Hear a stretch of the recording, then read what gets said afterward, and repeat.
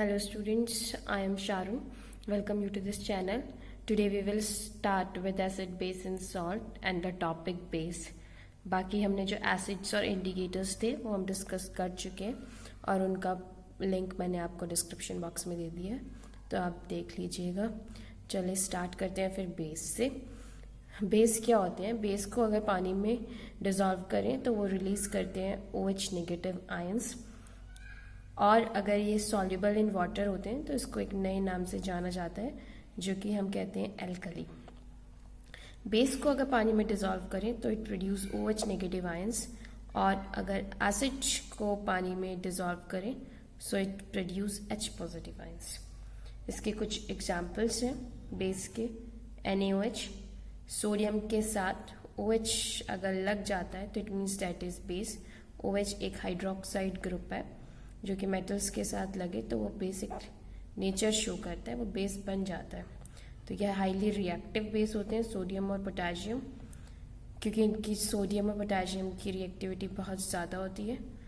और हमने ये पढ़ा भी होगा पहले कि इन दो सोडियम और पोटेशियम जो मेटल्स हैं इन्हें स्टोर करके रखना पड़ता है केरोसिन के अंदर, क्योंकि ये हाईली रिएक्टिव होते हैं। तो इसको अगर वाटर में डिज़ोल्व करें तो ये क्या प्रोड्यूस करेंगे? Na पॉजिटिव और OH नेगेटिव आयंस। KOH को अगर हम वाटर में डिज़ोल्व करें तो ये प्रोड्यूस करते हैं K पॉजिटिव और OH नेगेटिव आयंस, मतलब OH नेगेटिव आयंस रिलीज हो रहे हैं तो it means it is called base.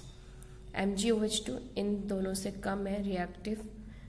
ये एक तरीका और भी होता है इन्हें जानने का, जो हमने कॉन्फ़िगरेशन, जैसे कि एटॉमिक नंबर के बेसिस पे अगर कॉन्फ़िगरेशन लिखते हैं 281, सोडियम की कॉन्फ़िगरेशन होती है, एटॉमिक नंबर इसका 11 होता है। शायद आपको ये जिन्हें पता है तो इट्स ओके, वरना इसके लिए एक वीडियो आएगी कार्बन एनर्जी कंपाउंड में, इसकी खुल के एक्सप्लेनेशन है, तो आपको समझ आ जाएगा कौन से बेस ज़्यादा रिएक्टिव होते हैं और कौन से कम होते हैं। MgOH फिलहाल अभी यहाँ पर देखते हैं कि कैसे कैसे ये ब्रेक होते हैं और कैसे कैसे आयंस इसमें रिलीज होते हैं। MgOH2 को जैसे हमने ब्रेक किया तो ये बनता है Mg2 positive plus 2OH negative ions. Strong base क्या होते हैं? Which is completely ionise in water. जो पूरे घुल जाते हैं उन्हें हम स्ट्रॉन्ग बेस कहते हैं। जो पूरे डिजॉल्व होने के बाद हाइड्रोक्साइड्स आयन प्रोड्यूस करें, that is called strong base. इसके एग्जाम्पल है NaOH और KOH। ये पूरे पानी में डिजॉल्व हो जाते हैं and it produces OH negative ions. Next is weak base. ये जो वीक बेस होते हैं ये पार्शली आयनाइज होते हैं वाटर में, और ये small amount of hydroxides ion produce करते हैं and it is called weak base.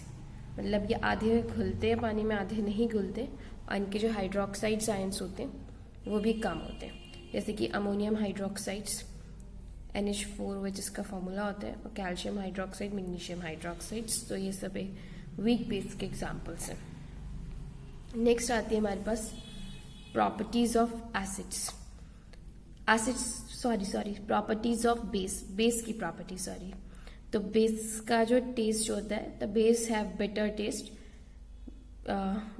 Base taste bitter, base feel soapy to touch, soapy जैसा फील होता है इसे टच करने से। Base turn red litmus blue, मतलब ये रेड अगर लिटमस पेपर है तो उसे ये ब्लू में टर्न कर देगा। Base conduct electricity in solution. जो बेस है वो क्या कंडक्ट करते हैं सॉल्यूशन में? इलेक्ट्रिसिटी कंडक्ट करते हैं। Base react with some metal to form hydrogen gas. ये मेटल से भी रिएक्ट करते हैं जिससे हाइड्रोजन गैस फॉर्म होती है। अच्छा, इसकी इस पॉइंट की एक्सप्लेनेशन आप दोबारा सुनिए। Base conduct electricity in solution, इसका मतलब ये है बेस ने इलेक्ट्रिसिटी कंडक्ट करी है सॉल्यूशन में, पर कैसे, क्या रिलीज हुआ जिससे इलेक्ट्रिसिटी कंडक्शन शुरू हो गया? तो OH नेगेटिव आयंस जो होते हैं, आयंस रिलीज होते हैं, तब इलेक्ट्रिसिटी कंडक्शन स्टार्ट हो जाता है, चाहे फिर H पॉजिटिव आयंस क्यों ना हो या OH नेगेटिव आयंस क्यों ना हो। आयंस का होना ज़रूरी है for the conduction of electricity. Base reacts with some metal to form hydrogen gas. तो बेस जो होते हैं वो मेटल के साथ भी रिएक्ट करते हैं जिससे कि हाइड्रोजन गैस बनती है। तो मैंने एक एग्जांपल भी डाला है, आप डाला है, जैसे कि NaOH। NaOH is a base. इस बेस ने मेटल के साथ रिएक्शन किया। मेटल क्या है हमारे पास? जिंक। और क्या बना दिया? सोडियम जिंकेट सॉल्ट, और हाइड्रोजन गैस रिलीज हो गई। ठीक है, तो जो बेस है वो मेटल के साथ रिएक्ट करके सॉल्ट बनाते हैं और हाइड्रोजन गैस का रिलीज होते हैं। और सॉल्ट कौन सा? सोडियम जिंकेट, जब इसके साथ जिंक के साथ रिएक्शन हुई। Bases react with acids to form salt and water. ये न्यूट्रलाइजेशन रिएक्शन भी है। हमने एसिड वाले पार्ट में भी डिस्कस किया है कि बेस जब एसिड्स के साथ रिएक्ट करते हैं तो सॉल्ट एंड वाटर बनाते हैं, और इसको न्यूट्रलाइजेशन रिएक्शन भी कहते हैं। ये रिएक्शन मोस्टली तब उन केसेस में होती है जब the person is suffering from acidity, और फिर हम बेस में एज अ इनो वगैरह यूज़ करते हैं, तो ये सॉल्ट और वाटर इसमें बन जाता है। तो बेस हमने लिया NaOH, एसिड लिया H2SO4, इसमें ये Na2SO4 से रिएक्ट किया और H2O बाहर आ गया।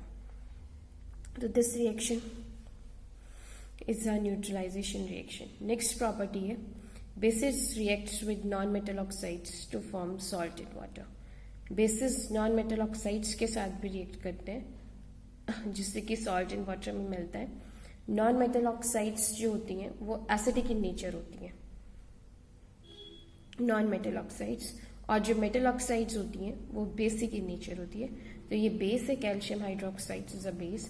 इसमें नॉन मेटल ऑक्साइड हमने CO2 ले लिया, क्योंकि इस carbon is a non metal, और इसमें फिर रिएक्शन हुआ तो कैल्शियम कार्बोनेट फॉर्म हुआ, जो कि सॉल्ट है, और वाटर बाहर आ गया। ये सब बेस की प्रॉपर्टीज हैं। यहाँ पर ये टॉपिक बेस कंप्लीट होता है, पर हम थोड़ा सा डिस्कस करेंगे कि बेस रिएक्टिव कैसे होता है, मतलब कि हाईली रिएक्टिव बेस का पता कैसे चलता है कि यही वाला बेस सबसे ज़्यादा हाईली रिएक्टिव है। चलिए देखते हैं। पहला एग्जांपल है हमारा सोडियम। सोडियम का फॉर्मूला होता है Na, एटॉमिक नंबर 11। ये एटॉमिक नंबर्स हमें थोड़े ध्यान में रखने पड़ते हैं। इसके लिए मैं पूरी तरीके से एक नई वीडियो बता दूंगी, पर फिलहाल आप ये थोड़ा सा समझ लीजिए कि सोडियम एटॉमिक नंबर इसका 11 होता है, तो 11 को तोड़ तोड़ के लिखना पड़ता है। जैसे कि इलेक्ट्रॉनिक कॉन्फ़िगरेशन में हम लिखते हैं 2, 8 और 1, तो जिसके लास्ट में 1 है, मतलब सिर्फ एक ही इलेक्ट्रॉन प्रेजेंट है। अब जब एक इलेक्ट्रॉन प्रेजेंट है तो एक इलेक्ट्रॉन कहीं भी कैसे भी रिएक्ट कर सकता है, कहीं भी गिर सकता है, मतलब फटाफट से रिएक्शन शो कर देता है, क्योंकि एक इलेक्ट्रॉन लूज हो जाता है बहुत जल्दी, बहुत आसानी से अपनी शेल से। ठीक है, तो इस वजह से जो ये सोडियम होते हैं, ये पोटेशियम के भी लास्ट में एक इलेक्ट्रॉन है, तो ये आराम से लूज हो जाते हैं, जिसकी वजह से इनकी रिएक्टिविटी पावर बढ़ जाती है।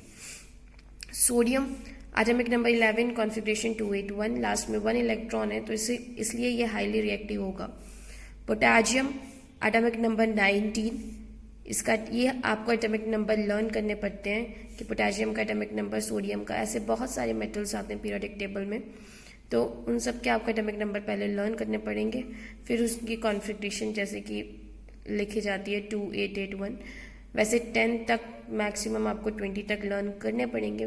मैं इसकी एक अलग से वीडियो डाल दूंगी जिससे कि आपको कोई दिक्कत ना हो, पर ये एक कॉमन बेसिस होते हैं जिसके एग्जांपल मैं आपको दे रही हूँ, तो इससे आपको थोड़ा बहुत आइडिया तो लग ही जाएगा। Magnesium atomic number 12, electronic configuration 282। इसकी इलेक्ट्रॉनिक कॉन्फ़िगरेशन क्या है? 282, क्योंकि इसके लास्ट में 12 आ रहा है। तो इलेक्ट्रॉनिक कॉन्फ़िगरेशन लिखने का भी एक तरीका होता है कि पहली शेल में तो 2 आते हैं, बाद वाली शेल में 8 आते हैं मैक्सिमम, मतलब इनकी कैपेसिटी होती है सिर्फ 8 इलेक्ट्रॉन्स को होल्ड करने की, इससे ज़्यादा ये होल्ड नहीं कर पाती सेकेंड शेल और थर्ड शेल पे। जैसे कि 2 ये फर्स्ट शेल होती है हमारी, और ये सेकेंड शेल होती है, और ये थर्ड, ऐसे मतलब फिर चलता ही रहता है सो ऑन। तो पहली शेल की मैक्सिमम कैपेसिटी होती है कि वो सिर्फ 2 ही इलेक्ट्रॉन को होल्ड कर सकती है, इससे ज़्यादा को नहीं, इसलिए हम 2 तो भर देते हैं, फिर उसके बाद उसके नंबर के हिसाब से दूसरी शेल में इलेक्ट्रॉन्स का ट्रांसफ़र करते हैं। जब वो 8 पूरी भर जाती है तो फिर दूसरी में करते हैं। जैसे कि मैंने आपको पोटेशियम का एग्जाम्पल दिया है कि 281 था, ये 2 लिखा, पर पोटेशियम नंबर 19 था, तो इसे पूरा 19 बनाया, 8, 9, 10, 18 और 1, तो ये टोटल मिलके 19 बना। ऐसे ही क्यों भरा? क्योंकि पहली शेल की कैपेसिटी सिर्फ 2 इलेक्ट्रॉन होल्ड करने की थी, बाकी सबकी 8 इलेक्ट्रॉन होती है। तो मैंने इसमें 8 भरा, फिर मैं 9 नहीं भर सकती थी क्योंकि उसकी कैपेसिटी नहीं थी इतनी होल्ड करने की, तो ये नेक्स्ट शेल में चला गया 8 इलेक्ट्रॉन। फिर इसकी 8 कंप्लीट हुए तो ये लास्ट में 1 अब बच चुका है। अभी लास्ट में 1 है, तो मतलब 1 इलेक्ट्रॉन तो कोई भी आसानी से डोनेट कर सकता है, तो इसलिए ये हाईली रिएक्टिव होगा। मैग्नीशियम की बात करें तो मैग्नीशियम का एटॉमिक नंबर 2, पहली शेल में मैं सिर्फ 2 इलेक्ट्रॉन ही डाल सकती थी। मैग्नीशियम एटॉमिक नंबर इसका 12 होता है। पहली शेल में मैं पहले 2 इलेक्ट्रॉन ही डाल सकती थी, जो कि मैंने डाले हैं, और फिर मैंने 8, फिर 2 लास्ट में बचते हैं। तो मतलब 1 इलेक्ट्रॉन तो बहुत जल्दी रिएक्शन कर सकता है, पर 2 इलेक्ट्रॉन में फिर भी टाइम लगता है, इस वजह से ये थोड़ा वीक हो जाते हैं ये वाले बेस। कैल्शियम का एटॉमिक नंबर 20 है। कॉन्फ़िगरेशन उस हिसाब से ही लिखी गई है। 2 पहले 2 भर सकते थे, फिर 8, फिर लास्ट में 2 आ गया, क्योंकि इसे 20 कंप्लीट हमें करने थे। तो जो लास्ट में 2 इलेक्ट्रॉन है वो थोड़े मुश्किल से डोनेट होते हैं, तो इस वजह से ये एज कंपैरिजन टू सोडियम और पोटेशियम ये वीक। और बेस क्या मतलब, ये तो मैंने आपको मेटल्स बताए हैं ज़्यादातर। तो मेटल्स जो होते हैं, मेटल्स में अगर हाइड्रोक्साइड्स, बस इसमें इतना काम रह जाता है, इसमें हाइड्रोक्साइड OH और जोड़ दो तो ये बेस कहलाएगा। और कैसा बेस कहलाएगा? Reactive, highly reactive. किसके बेसिस पे हमने पता लगाया? एटॉमिक नंबर के बेसिस पे। तो ये था बेस का पूरा टॉपिक, यहाँ पर कंप्लीट होता है। हाईली रिएक्टिव और स्मॉल वीक रिएक्टिव बेस हमें on the basis of atomic number समझ में आते हैं कि इसका एटॉमिक नंबर क्या है। तो अगर आप 10th क्लास में हो या फिर कोई सी भी क्लास में और आप इस टॉपिक को इस टॉपिक के बारे में कुछ और आगे समझना चाहते हैं, तो आप प्लीज़ मुझे कमेंट करिए, मेरे चैनल को सपोर्ट कीजिए। And please do like, share, subscribes. ये वीडियो कंप्लीट बेस की है, इसके बाद शायद ही कुछ भी नहीं बचा आपका इस टॉपिक में पढ़ने के लिए। अगर आपने ये वीडियो देख लिया तो मतलब आपका पूरा टॉपिक कंप्लीट हो चुका है। Thank you.